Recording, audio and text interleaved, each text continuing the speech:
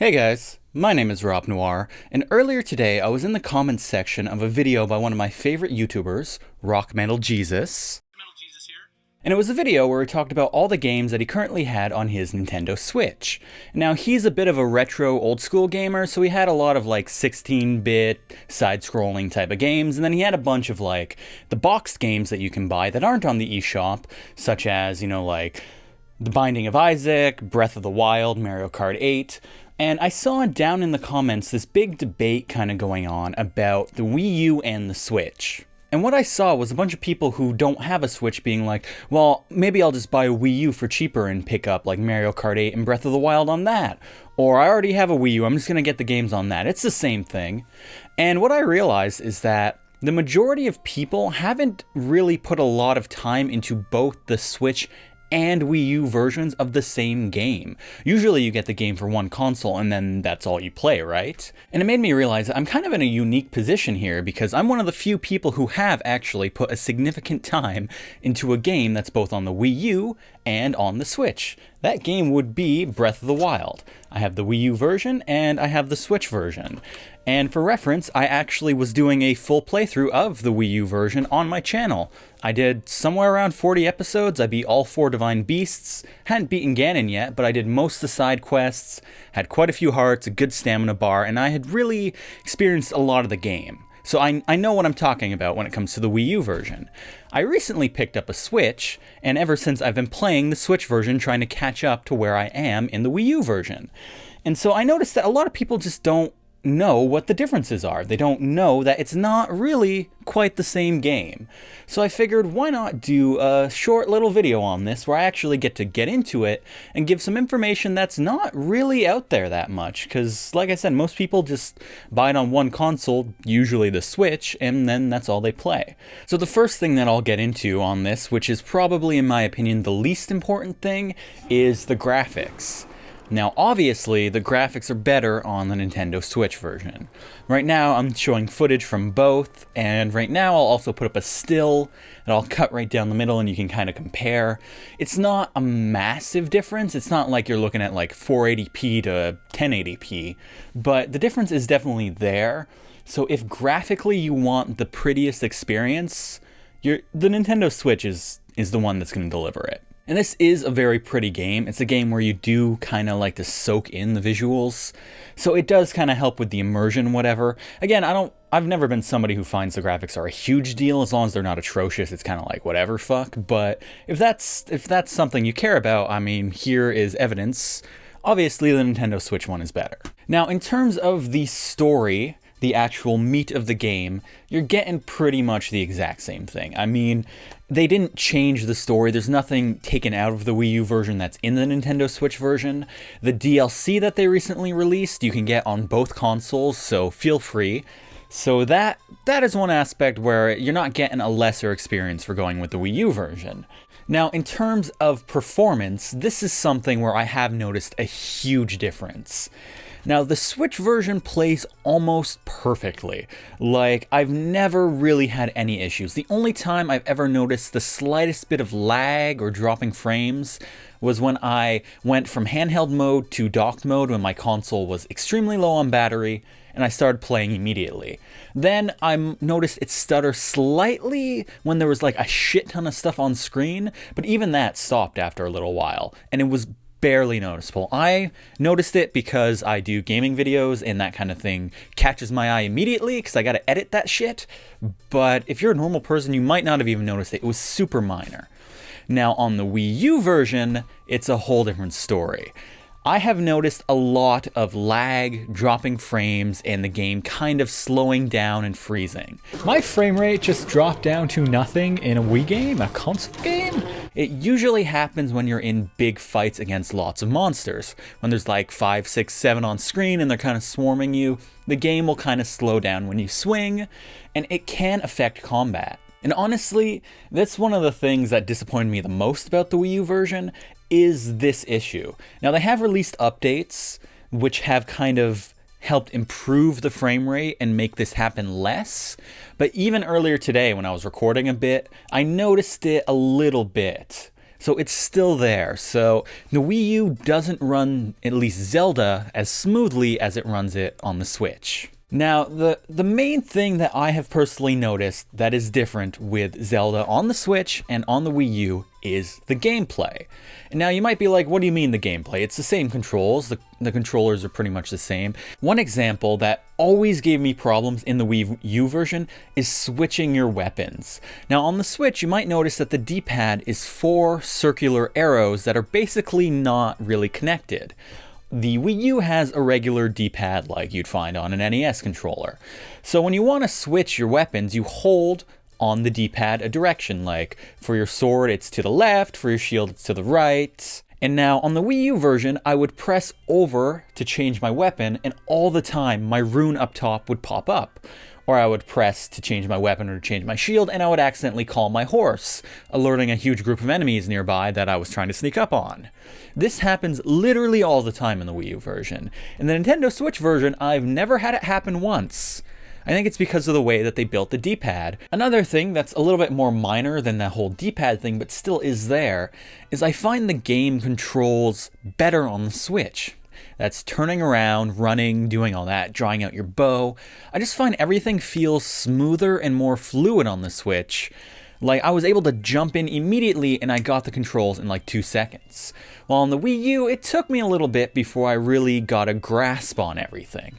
It's not like ridiculously hard, but if you play them side by side, you do notice it. Now, the biggest difference though, between the Switch version and the Wii U version, and this is a way that the Switch version is a million times better. It's the thing that the first time I did it on the Switch version, I realized immediately that this was a big difference. And that is the motion controls. Now, the smallest example of this might be when you're like aiming with your bow. If you hold the Switch when you have it like not in docked mode, when you have it in handheld, you can tilt it around and use that to aim your bow and kind of fine tune your shots. It works amazingly. On the Wii U, it kind of works, but it's not as great. But I mean, it's still there. They basically took all the functionality of the Switch and they just kind of programmed it for the Wii U gamepad, which it has mixed results. The biggest thing that I noticed this with, though, it wasn't with the bow or something small like that. It's actually when you're in shrines. If you haven't played the game, you have to complete a bunch of shrines, and for doing it, you get spirit orbs. You trade these in for heart containers or more ticks on your stamina wheel. And a lot of the shrines will use motion controls. Like, you'll have to go up to this pedestal, and then there'll be this like area that you have to like tilt by tilting your controller or the Switch. Makes it tilted, and sometimes it like moves a ball into a special place, or it moves things so that you can jump across them. Anyways, motion controls are really essential to the puzzles and shrines, a lot of them. And now in the Wii U version, I would get incredibly frustrated at this because it just did not work well.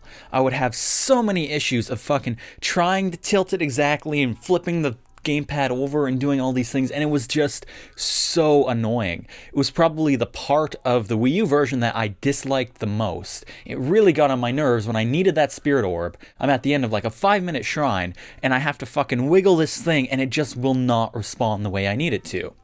On the Switch version, these same puzzles I could beat on literally the 3rd or 4th try after I just figure out how it moves, instead of spending like 10 minutes of being angry.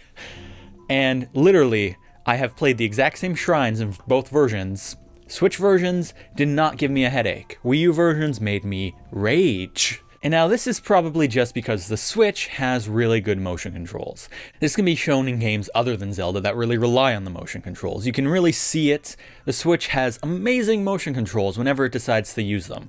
The Wii U has them, but the technology just wasn't there. And for me, this would be the biggest difference in that the Switch version plays so much better. It really does. You wouldn't think it would be a big deal, but when you realize how much you have to use these motion controls, you realize that, yeah, it makes a big impact. So one of the other differences that I've actually noticed between the two versions is that the Switch version seems to have much better, clearer audio as well.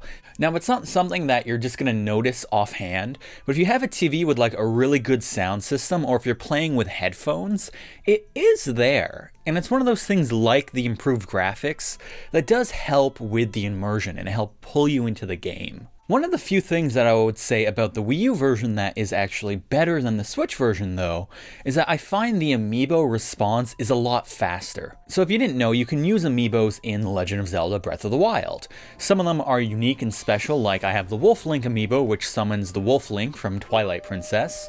Or if you have just general miscellaneous Amiibos, if you put them in the game, it'll drop a bunch of items, and you get to keep those. Now, this doesn't make a huge difference, obviously, it's not a huge impact on the game, but in the Wii U version, I find when you tap the Amiibo, the moment from you put the Amiibo down to when the thing appears in the game is very, very fast. While on the Nintendo Switch, you have to tap your Amiibo on one of the Joy-Cons, and I find it actually takes longer. Now, for random stuff, this isn't a big deal, but I have had a few times where I've tried to summon Wolf Link in a battle to help me out, and it took longer on the Switch than it did on the Wii U, and I didn't have time to summon him in the Switch version, and it kinda dicked me over. Now, this isn't a huge deal, obviously, but it's kind of interesting that the Wii U kinda has a tiny bit of an edge on this. Now that's just the main features of the game, compared against one another. Now as I said, there's not a massive difference between the two. The biggest thing that you'll notice if you play the two side by side is the motion controls. And it is a game where you can't really turn those off. One thing that I would say is, if you do play the Wii U version, I would actually recommend playing it on the Wii U Pro controller, because I feel it controls and plays a lot better with that than it does with the gamepad. But another thing that you're going to have to do then is every once in a while, put down the Pro controller, pick up the gamepad, and do the motion stuff. And that's kind of fucking annoying. Now on the Switch version, I haven't even tried it with the Pro controller, because it just controls extremely well with the Joy-Cons. So I don't know, it could be even better with it, but you honestly, if you don't have a Pro controller, it's not going to affect your play experience. So if you're wondering which one to get, honestly, the Switch version is better, but if you already have a Wii U, I don't know if I would say it's worth buying a Switch just for Zelda. If you don't have either console, yes, get the Switch. It's better, it's not obsolete, they're still making games for it, and this is the best version. But if you already have the Wii U, you could do worse than getting the Wii U version of Zelda. And one of the things that you might not know about the Wii U, and specifically for Zelda, this is a thing that it supports, is that you can switch to playing just on the Wii U gamepad, like that little screen. So it's almost like you're playing on the Switch, and you can play it kind of portable. Now, unlike the Switch, you can't take the game wherever you want. You can only go, like, I think about 15 feet away from your console, and it can depend on with walls and whatever, but you can still have a similar experience. Of course, if you want the mobile experience, get the fucking Switch. Now, if we're just talking about how one of them is better than the other and not the differences, obviously the Switch one wins by a mile in that way. The handheld version feels amazing. To be honest, 90% of my playtime on Breath of the Wild has been in handheld for the Switch version.